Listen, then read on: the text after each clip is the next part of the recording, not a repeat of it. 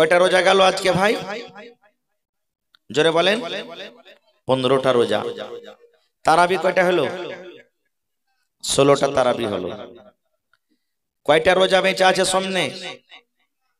পূর্ণ যদি মাস রোজা হয় তো 15টা। মেলায় মানুষ বলে যদি রোজা 29টা হয় তো মেলায় মানুষ বলে একটা রোজার লেগে রে রোজা কোটা পুরা হলো না। এটা ভুল কথা। আল্লাহ 1 মাস রোজা দিয়েছে, 30টা রোজা দেয়নি। কয় মাস রোজা দিয়েছে? 1 মাস। আর আরবিতে কখন 29 মাস হয় আর কখন 30 মাস হয়। 29টা করলেন, যদি চান 29টা থাকে তো 1 মাস রোজা করা হলো। আর যদি 30টা রোজা হয়, মাস 30 হয় তো 1 মাস রোজা করা হলো। আল্লাহ 1 মাস রোজা দিয়েছেন। ইংরেজি মাসে এটা কয় নম্বর মাস চলছে ভাই? মাশাআল্লাহ। একটু কথা বলবেন, আমি যতক্ষণ থাকবো কথা বলতে হবে। আর আরবির দিক দেখ রমজান মাস কয় নম্বর মাস আপনারা বলেন সামনে থেকে? জানেন না? 9 নম্বর মাস। এটা কয় নম্বর? 9 নম্বর মাস। এটা জানতে হবে। নামটা আরবি আল্লাহ দিয়েছেন, আরবি মাস রাখা আল্লাহ নাম দিয়েছেন, এটা আমাদেরকে জানতে হবে ভাই। 9 নম্বর মাস এটা। আপনার বাড়িতে যদি কুটুম চলে আসে, বিয়ে এসেছে, জামাই আছে, আপনি তার মান সম্মান না করেন, তাকে খেতে না দেন, একটা কুটুমের যেমন মান সম্মান করা যদি না করেন, ওই কুটুমটা আপনার পরে খুশ থাকবে না বেজার থাকবে? কথা বলেন। মুখে কি খানি টেনে আছে যে ভাই থাকলে পরে ফেলে দিন, আমার সাথে একটু কথা বলেন। কুটুমের মান সম্মান না করলে কুটুম খুশি হবে না বেজার হবে? বেজার হবে। এই আল্লাহ তাবারাক ওয়া তাআলা তোহফা হিসাবে 1 মাস রোজা মেহমান আমাদেরকে দিয়েছে। এই মাসের যদি মান সম্মান আমরা না করি তা আল্লাহ খুশি হবেন না বেজার হবেন? জোরে বলেন। জি। একটু আপনারা বসেন না যে ভাই, মনে হয় ঢেল মেরে পাল্লি যাবেন এরকম মনে হয়েছে। এদিকে বসে যান, সামনে বসেন, বসে যান ভাই। এখানে তো অন্য কোনো জায়গার আসবে না, আপনারা কি গোছে বসতে হবে ইনশাআল্লাহ। ভালো কথা দিয়ে যাবো আপনাদেরকে, যেটা জীবনে আপনার কাজ দিবে। মুসলমান, আজকে আমরা এই মাসের মান সম্মান দিই না। মান সম্মান দিই না। কত মানুষ কইবে বাড়ি থেকে খাইতে নাই যে এত লম্বা দিনে রোজা করে বেড়াবো। কত ভাই বলবেন যদি ও চপার চপার করে দিনের বেলাতে যদি খায়, ওকে জিজ্ঞাসা করেন হারে ভাই তোর এত হাট্টা খাট্টা শরীর আর তুই রোজা করিসনি? মৌলভী সাহেব জি, আল্লাহকে দেখে ডরাই না, তো মানুষকে দেখে ডর গিয়া কি করব? কত ভাইকে দেখবেন সারাদিন সারা বছর ষাঁড়ের মতন ঘুরে বেড়াবে, আর যেমন রোজার মাস আসবে মেডিকেলে গিয়ে ডাক্তারের কাছে গিয়ে 200-400 টাকার ওষুধ নিয়ে ও বাহানা করবে ভাই রে আর চলে না শরীরটা, দেখ ভাই এই ওষুধ খেতে খেতে জান চলে গেল। ও রোজা করবে না। রোজার মাহাত, রোজার গুরুত্ব, রোজা কি জিনিস, মাসটা কি জিনিস আমরা বুঝিনি এখন পর্যন্ত। যদি আমরা জেনে নিই শরীর না চলতে গেলেও আমরা রোজা রাখবো, কিন্তু রোজা তো আল্লাহ ছাড় দিয়েছেন মেলায়। আল্লাহ রাসূল সাল্লাল্লাহু আলাইহি ওয়াসাল্লাম বলেছেন, আল্লাহ পাক কোরআন মাজিদে বলেন প্রত্যেক আকিল বালিগ মুসলমানের উপরে রোজা ফরজ আছে। আমাদের মাযহাব, আমাদের ধর্ম হলো ইসলাম।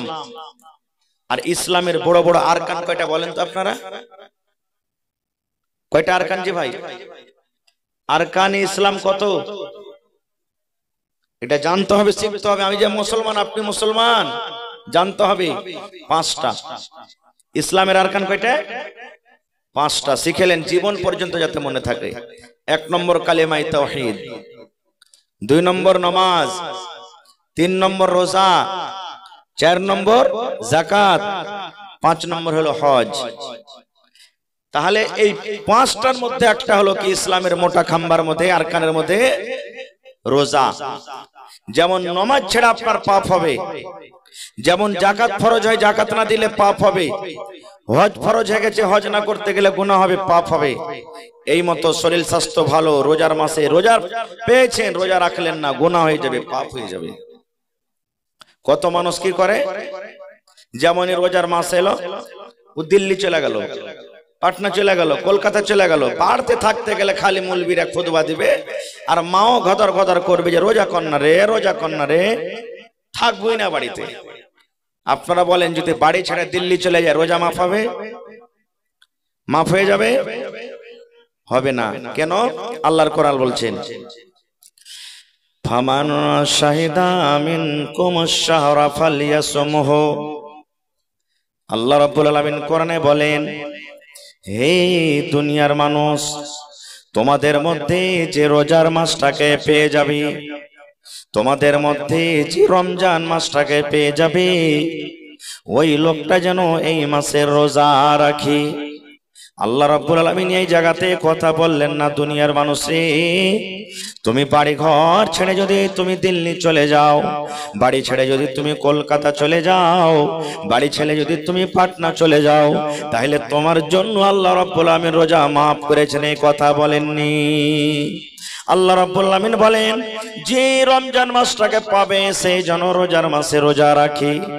আপনি দিল্লি চলে যান, পাটনা চলে যান, মাটির তলাতে ঘর বানিয়ে থাকেন, চাঁদের ওপরে আপনি চলে যান, পৃথিবীর কোনো জায়গাতে থাকেন না কেন, যদি এই রমজান মাস আপনি পেয়ে যান, আল্লাহ যদি আপনাকে হায়াত দেন, আল্লাহ রাব্বুল আলামিন বলেন বান্দারে এই মাসের তুমি রোজা রাখো। এবার বলবেন মাওলানা রোজা না করলে তো কি হলো? রোজা না করলে কি গুনাহ হলো, কি পাপ হলো?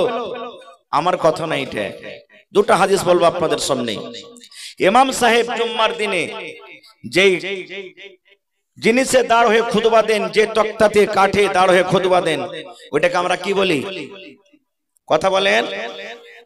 মিম্বার বলি আমরা। মিম্বারে 4টা ধাপি আছে না 5টা ভাই? বলেন কয়টা ধাপি আছে ভাই?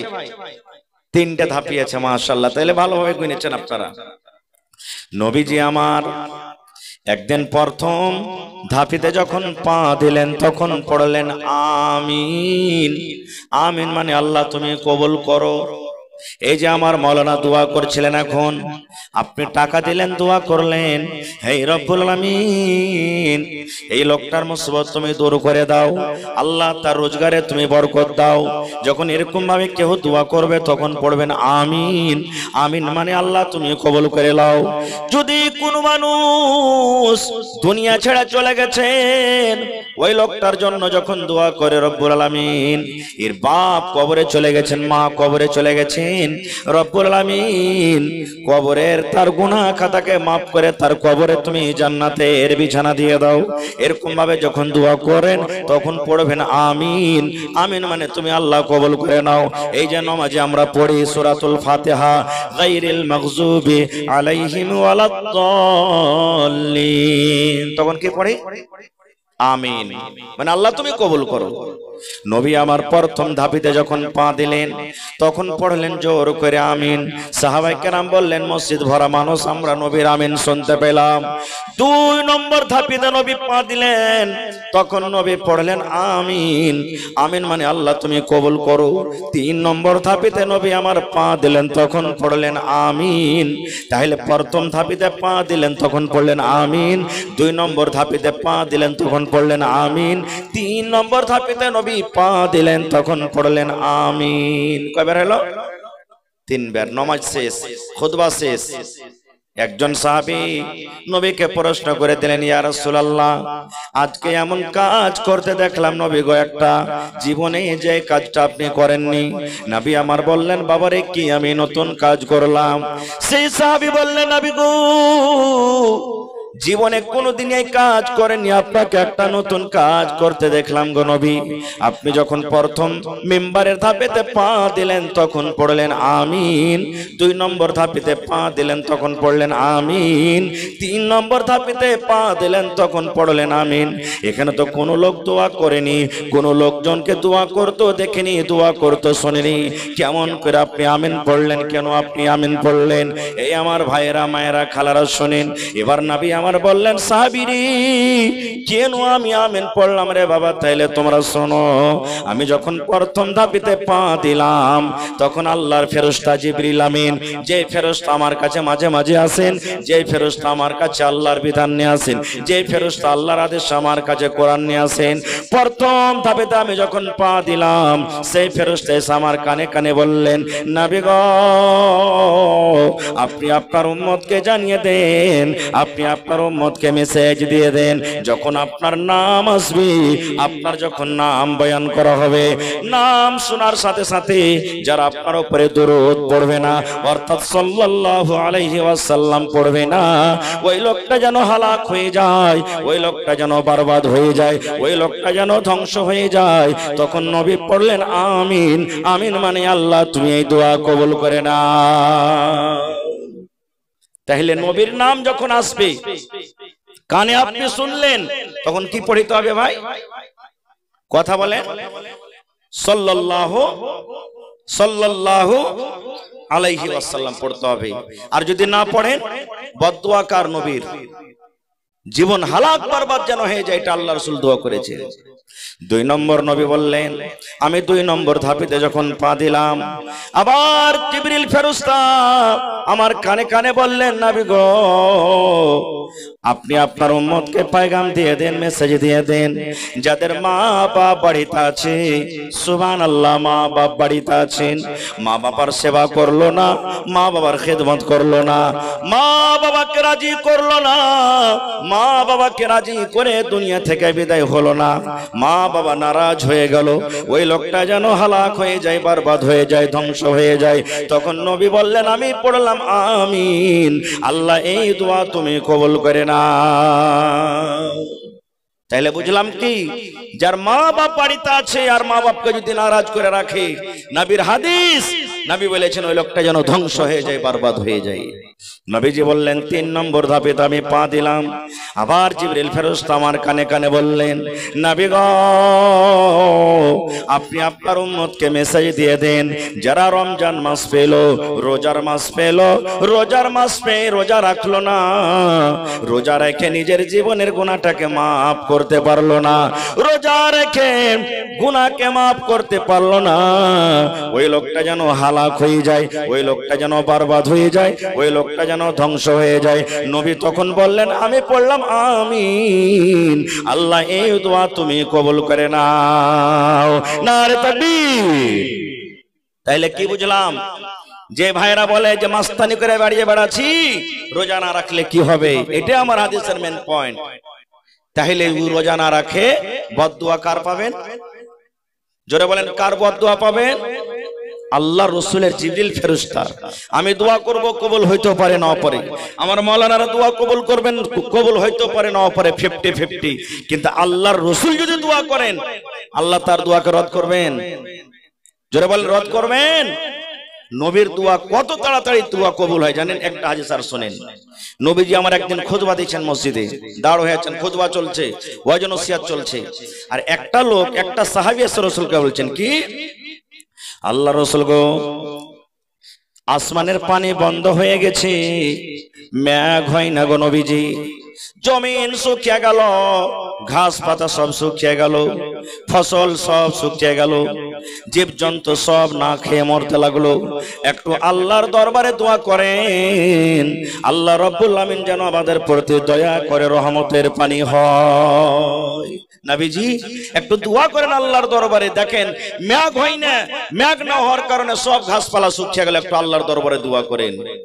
নবী আমার দুখান হাত তুলে দিলেন মিম্বারের উপরে, মিম্বারের পরে নবীজি খুতবা দিয়েছেন, 2 হাত তুলে দিলেন, যেমনই পানির জন্য দোয়া করলেন, ওরে সুবহানাল্লাহ, দোয়া করতে না করতে বিজলির কারেন্টের মতন পানি কিন্তু বর্ষিতে শুরু হয়ে গেল।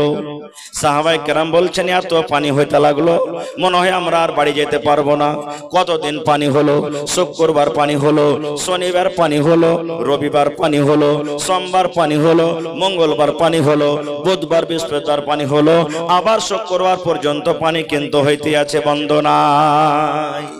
আপনারা এই লোকদের কান্ধার মানুষ বেশি বুঝতে পারবেন। 7 দিন 8 দিন যদি এক টানাতে মেঘ হয় তো পানি ধরবে না? ধরবে না?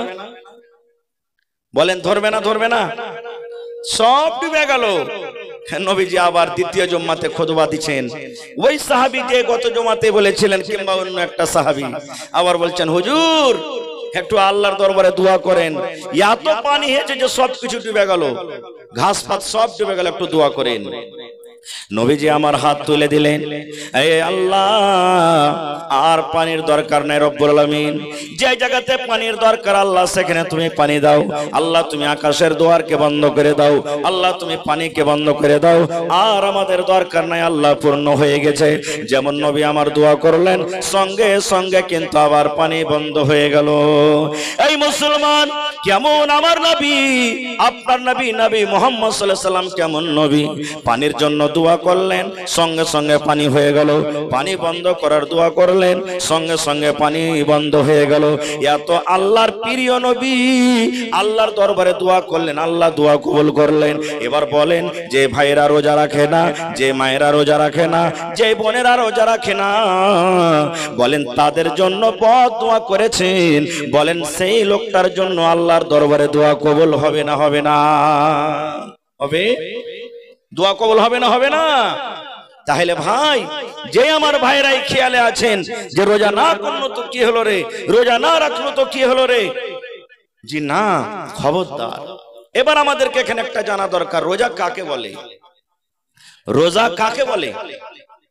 রোজা কি জিনিস আমরা কিন্তু বুঝি না। তিনটা জিনিস থেকে বাঁচার নাম হলো রোজা। কয়টা জিনিস ভাই? কথা বলেন একটা, কয়টা জিনিস? তিনটা জিনিস থেকে বাঁচার নাম হলো রোজা। একটা হলো খানা, একটা হলো পিনা, আর একটা হলো বিবি। কয়টা হলো? একটা খানা,